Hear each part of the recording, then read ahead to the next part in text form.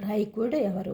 ప్రాచీన కాలంలో జానశ్రుతి అనే ఒక మహారాజు ఉండేవాడు. అతడు మహావృష సామ్రాజ్యాన్ని పాలిస్తూ ఉండేవాడు. ఆయన దయామయ హృదయుడని లోకంలో కీర్తి ప్రతిష్టలు సంపాదించుకున్నాడు. దాన ధర్మాలు చేయడంలో అతడే సాటి అని పేరు పొందాడు. ఇదంతా చేస్తూ తానేదో జీవితంలో చాలా సాధించానని భావించడం వల్ల గర్వం, దర్పం ఆవరించాయి. వితరణ మూలాన పుణ్యాన్ని పూర్తిగా పొందగలమని, దానివలన మనశ్శాంతి కలుగుతుందని అతని భావన. ఒకనాడు రాత్రి జానశ్రుతి తన సౌధం పైన చంద్రుని చల్లని వెన్నెలలో విశ్రాంతి తీసుకుంటూ ఉండగా ఆకాశంలో 2 హంసలు ఎగురుకుంటూ పోతూ ఉన్నాయి. ఒక హంస ఇంకో హంసతో ఉంది. ఓ భల్లాక్ష గబ్బిలాయిలాగా జానశ్రుతి కీర్తి ప్రకాశానికి అలా చేరువుగా ఎగురుకుంటూ పోతే భస్మం అయిపోతావు, జాగ్రత్త. జానశ్రుతితో సరితూగే భూరి దానాలు చేసేవారు ఈ లోకంలో మరొకరు లేరు, గుర్తుంచుకోండి. ఆ 2వ హంస పక్కపక్క నవ్వి, మనకు ఈ లోకపు తీరు మిగిలిన వారికన్నా బాగా తెలుసు, ఎందుకంటే మనం ఎప్పుడూ ఆకాశంలో విహరిస్తూ ఉంటాం కాబట్టి. జానశ్రుతిలో ఏమి చూసి అంతలా పొగుడుతున్నావు? బండి తోలుకుంటూ బ్రతికే ఆత్మజ్ఞాని అయిన రైకుని కన్నా గొప్పవాడా జానశ్రుతి అంది.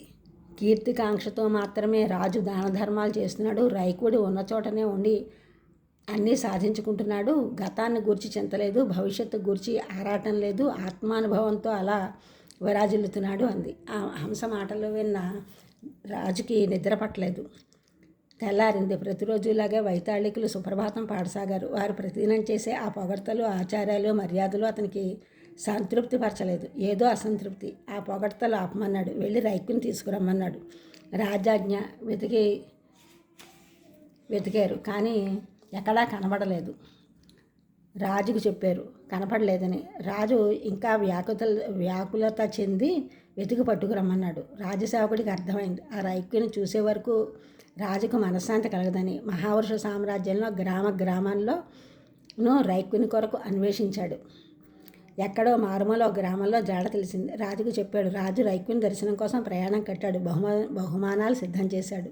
రాజపరివారంతో రావడం చూసి రైకులు మొదట చకితుడయ్యాడు. తర్వాత అర్థమైంది ఆత్మానుజ్ఞానం భూతి కోసం, మనోనిశ్చతలు సాధించడానికి వచ్చాడని గ్రహించాడు. మహారాజు రైకునికి నమస్కరించి కానుకలు స్వీకరించమన్నాడు. అమూల్యమైన కానుకలతో, లెక్కలేని రాజ్యాలతో నువ్వు ఆత్మజ్ఞానం కొనలేవు రాజా. ఆత్మజ్ఞానం విపణ వీధిలో అమ్ముడిపోయే వస్తువు కాదు అన్నాడు. ఆ మాటకు రాజుకు మనసు చివుక్కుమంది. భౌతిక సంపదలకు లొంగని మహోన్నతమైన హృదయస్థితి రాజుకు రైకునిపై గౌరవ మర్యాదలు ఇంకా పెరిగిపోయేటట్టు చేసింది. రాజుకు తిరుగు ప్రయాణం కట్టాడు. ఇది ఫుల్ వీడియో పెట్టాను, అందులో చూడండి.